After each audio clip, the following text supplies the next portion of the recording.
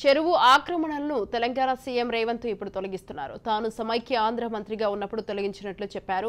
ఇక ఏపీ మాజీ మంత్రి టీజీ వెంకటేష్ తాను మంత్రిగా ఉన్నప్పుడు సమైక్య ఆంధ్ర పోరాటం జరిగిందని, చెరువులపై శాటిలైట్ల ద్వారా సర్వే చేయించామన్నారు. చెరువులను ఆక్రమించిన కొన్ని ఆక్రమణలు తొలగించామన్నారు. బెస్ట్ మినిస్ట్రీ అనే విధంగా గౌరవాన్ని తీసుకొని రావటం,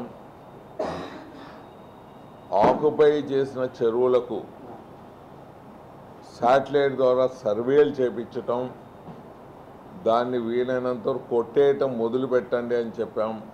సర్వే అయిపోయేది. మరి అందులో భాగంగా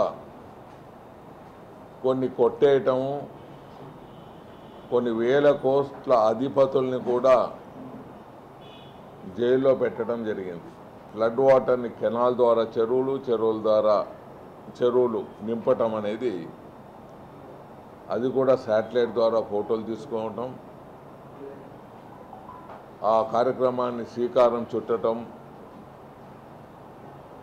అది కూడా ఎలక్షన్స్ రావటం, ముందుకు పోవటం జరిగింది.